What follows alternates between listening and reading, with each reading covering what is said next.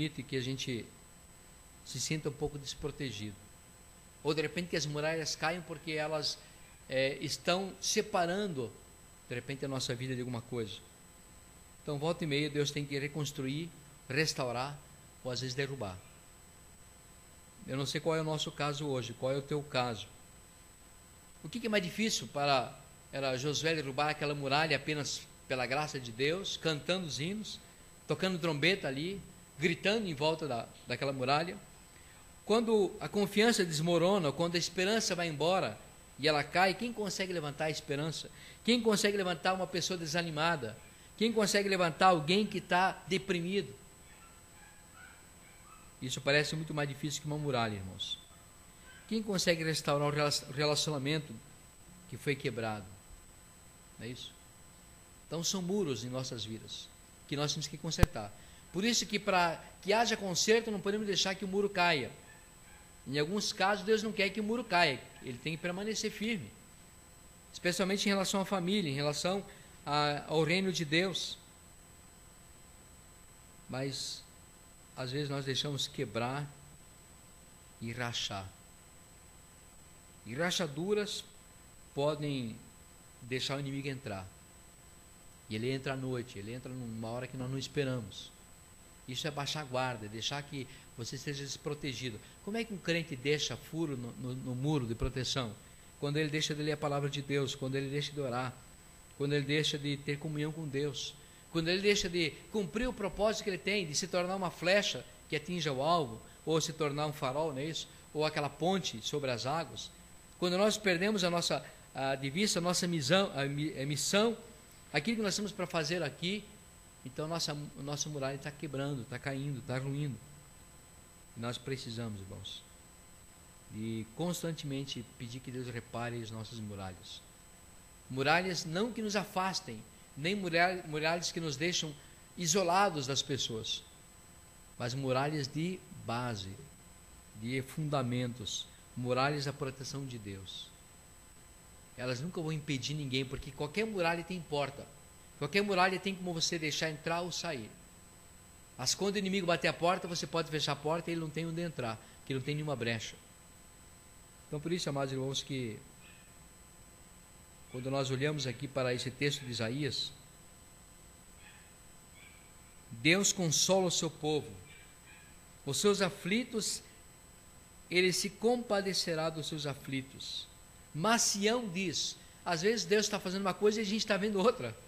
Às vezes Deus está fazendo uma obra e a gente está olhando para o outro lado e está dizendo, mas olha, Senhor, o Senhor está me desamparando, o Senhor me abandonou, o Senhor não está cuidando da nossa igreja, não está cuidando da minha família.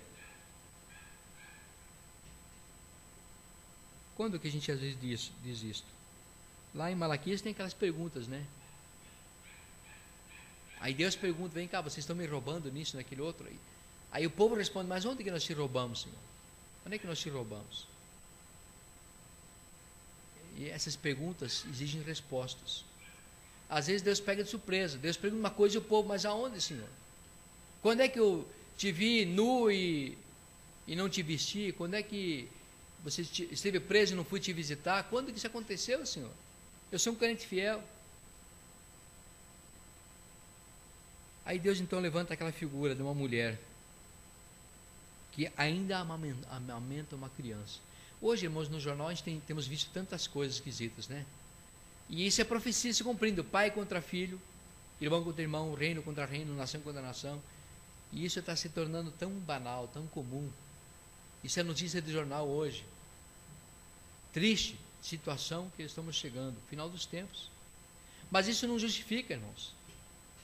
Ah, mas é droga, o sujeito estava drogado.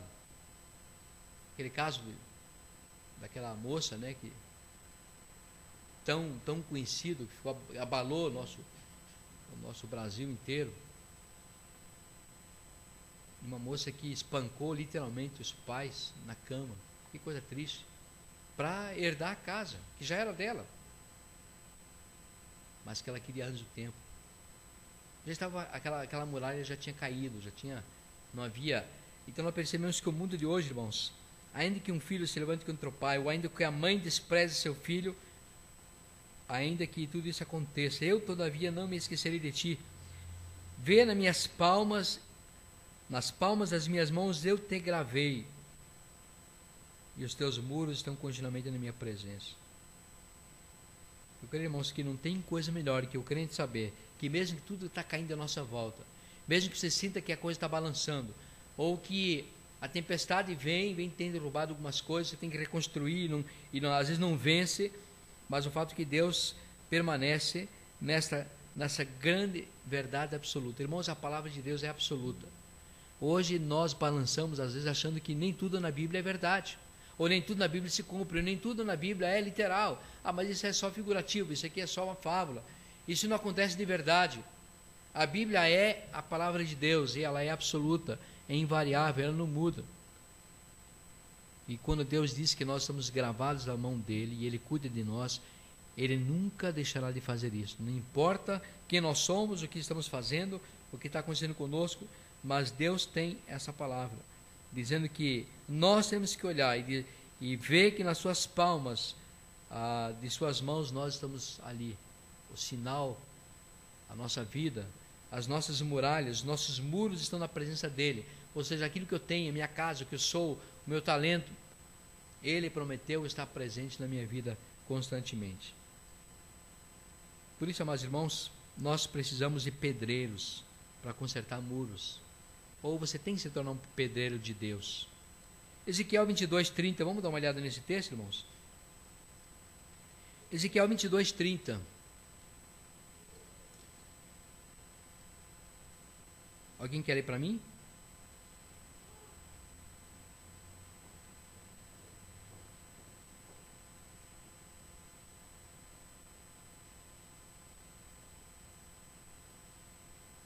Quem já achou, pode ler?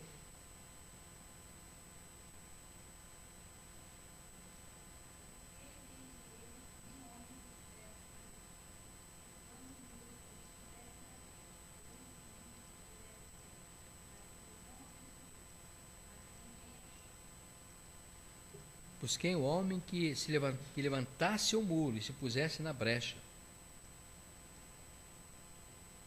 Mas eu não achei.